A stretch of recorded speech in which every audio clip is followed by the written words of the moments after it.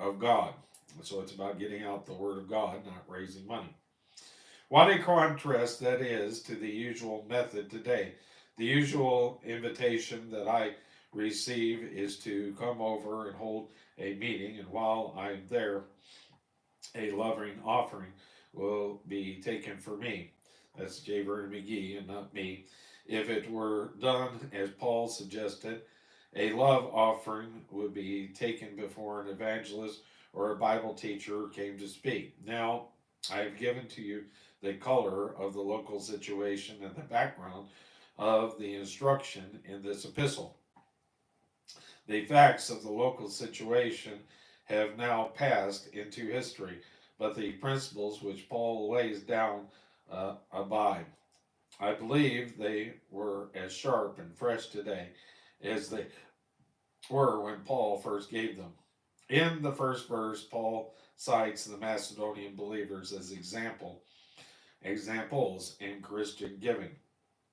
This referred to the church at Philippi. In verse 2, he gives their motives and methods of giving. So I guess it's the Philippians to the Ephesians.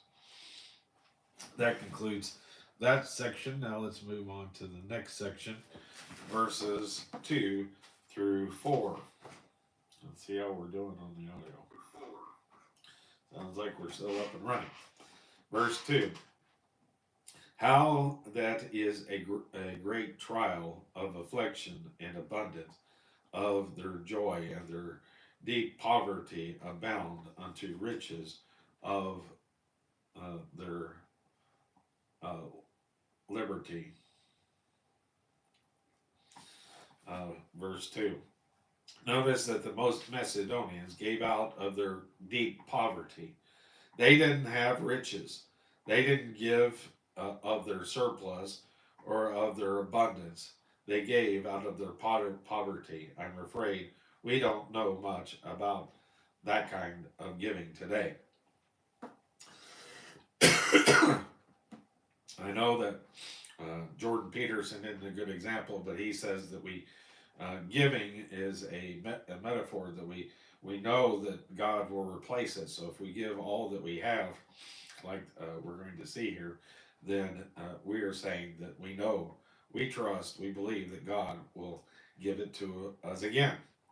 And so, verse 3, for to their power I bear record, yea, I behold their power, they were willing of themselves.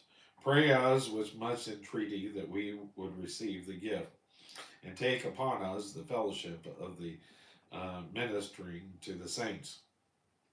It would be more accurate to translate like this: praying us with much entreaty that we would receive the grace. That gift they had given up was a grace. It was a fellowship, which means it was a sharing of the things of Christ.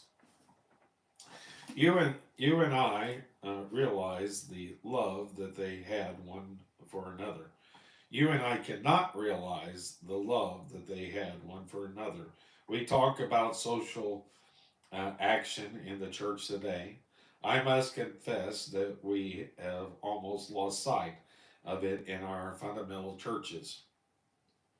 It is a wonderful thing to give to the missions, much, but must we neglect folk in our own congregations who are in need?